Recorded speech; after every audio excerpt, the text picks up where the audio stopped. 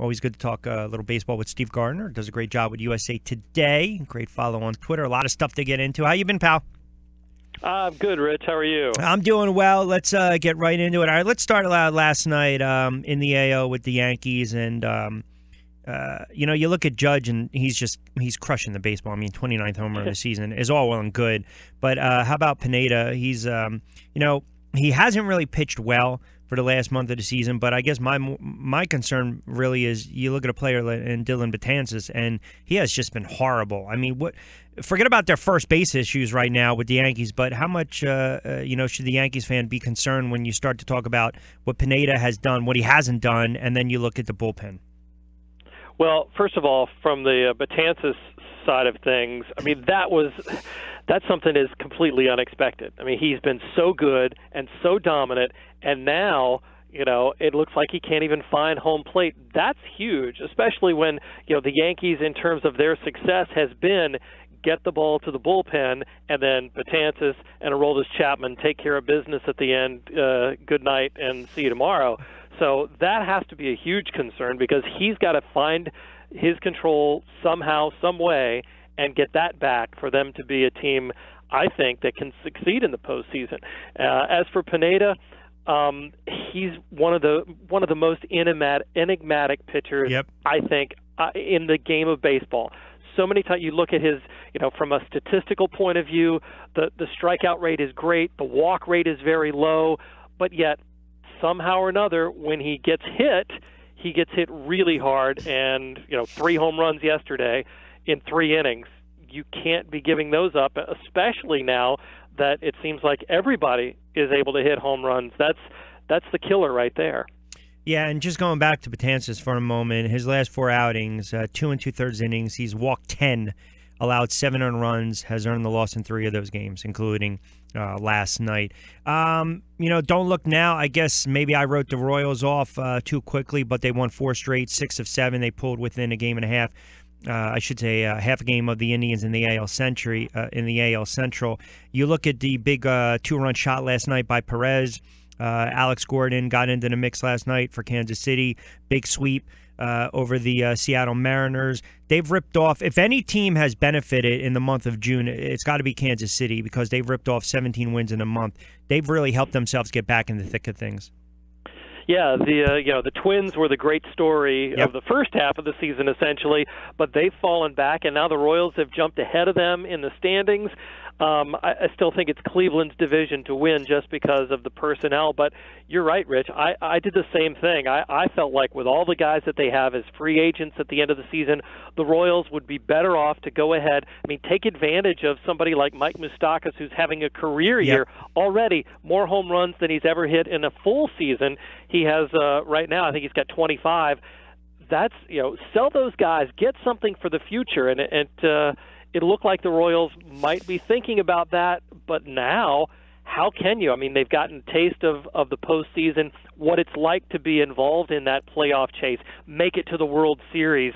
And although this team certainly has more flaws than either of those others that made it to the World Series by a long shot, they still have a chance in the AL because the wild card picture is just so muddled. I think they have a wild card spot right now if the season were to end today, which, if you'd asked me that a month ago, I would have thought that would never have been possible. And that's kind of the beauty of baseball, right? Because it's almost as though you almost tease the fans, and there's like an internal tease with the organization. Like, take Kansas City. They get over the hump. They finally get a World Series. They get the World Series win, and then they come back. They have a down year. And then this year, everyone thinks you write them off. They're playing over 500 baseball. They're right there with Cleveland. Maybe Cleveland trips up here and there. But then it's okay, if you're Kansas City, your front office, are we going to be buyers or are we going to be sellers, right? Are we going to take advantage of, one more year with certain guys? Or are we going to sell them off and try to get some value? Like, to me, that's the beauty of baseball because that's where the GM really makes their money. Yeah, most definitely, and it is such a tricky situation for the Royals because they have so many of those guys that Moustakas, Lorenzo Cain, having a great year. Cain is fantastic year. Jason Vargas, I mean, the way that he's pitched this season, he seemed after never doing that his entire career, and now at age 34 having a phenomenal season, 12 wins. And he's the perfect sell high candidate for a team that's in the race, but yet, here's Kansas City in the race themselves now. And so, yeah, I think this is one of the bigger surprises of the last, certainly couple of weeks in Major League Baseball, how the Royals have turned from a team that you say needs to be sellers at the deadline to one that could conceivably be a buyer at the deadline. A couple minutes with Steve Gardner from USA Today, 1:30 on a Thursday. We'll take you up to 2 o'clock. Can we officially put that nail in the Mets coffin? I think so. I think I've been ready to do that several weeks prior, but it just so many injuries and everything else, and it seems like if it's not one thing, it's another with the Mets. Every week brings another new crazy story. The Yoenis Cespedes thing that came out this past week about, you need to drink lots of water to prevent cramping and leg injuries. Right. And don't go in the water half an hour after you eat lunch. Exactly. I mean, there's so many different crazy things with the Mets. Go ahead. Write off this season, please. Look toward next year. Give Ahmed Rosario and some of those young guys some playing time in the second half, and don't try and push guys back. This is, it's crazy, all the injuries that they've had, and definitely it's a lost season now. But last one on that, does Terry Collins get a pass because of these injuries? I feel like we always have this remember years ago we always used to have the Charlie Manuel conversation. Now it's a Terry Collins conversation. It seems like it's still his responsibility when he puts guys in the lineup and how he manages his bullpen and when he pulls his starters.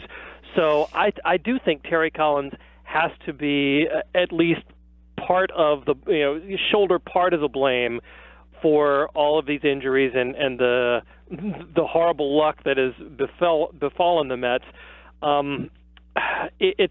There's failure on so many levels for them, but I do think, to answer your question, I think he does have some responsibility for these because he's the guy who's putting guys into the lineup and taking them out. Last one for you. Trade deadline right around the corner. We got the All-Star break, then the trade deadline. What's the latest? And this is what I'm reading, and this is what I'm hearing. The one name that frequently pops up is Justin Verlander.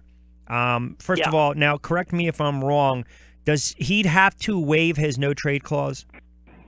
Yes, because he's been in the league for 10 years and at least 5 with the Tigers. So he's completely in control of that situation.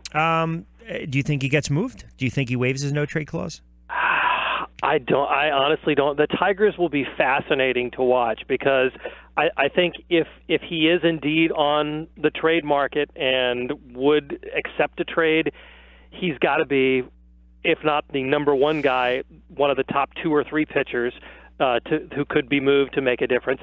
And J.D. Martinez of the Tigers, if he were to be moved, he would be probably the biggest impact bat of the trade deadline season. So this will be a lot of phone calls will be routed through Detroit, I think, in the next few weeks. And if I were a betting man, if Verlander could go to, say, the Chicago Cubs, who've been linked to him, I think he'd accept that. If he were maybe traded to the Dodgers, for instance, I think he would accept that.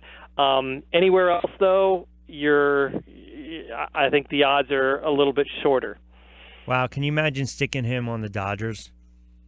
I mean, that to me would make make them the odds-on instant favorite to win everything. I mean, honestly, I think so.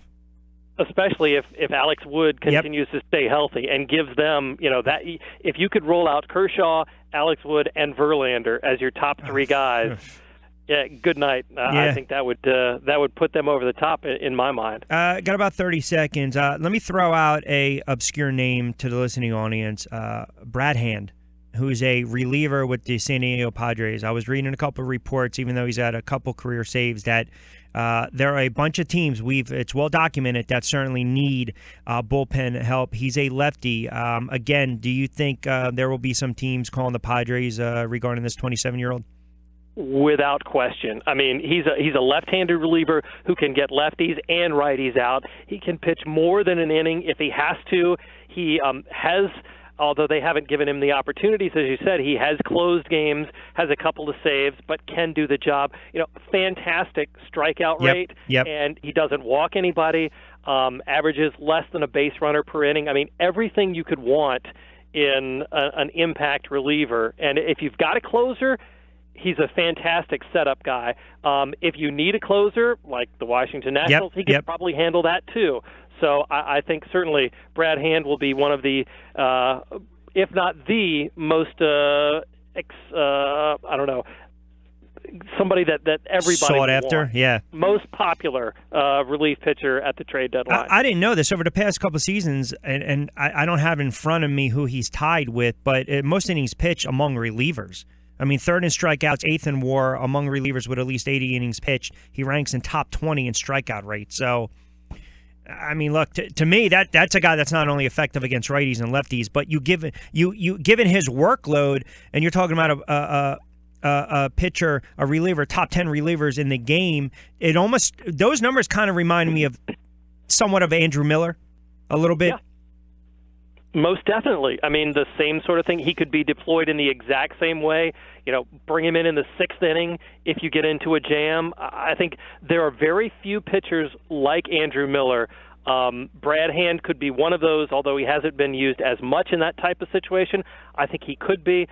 Chris Davinsky of Houston is probably another guy. That's the one he's tied with, Steve. Thank you. Yep. I mean, those guys are just invaluable, especially the way that we saw Terry Francona use Andrew Miller so successfully last year. I think other managers would love to have somebody with those types of skills that they can use for an inning or two. That's huge, especially when you get into the postseason. All right, a lot of stuff to get into in the next several weeks. Always appreciate a couple moments, my friend. Have a great weekend. Enjoy the games. We will talk next week. You betcha, Rich. All right, Take Steve, care. Take care. Great stuff as always from Steve Gardner. Does a great job at USA Today.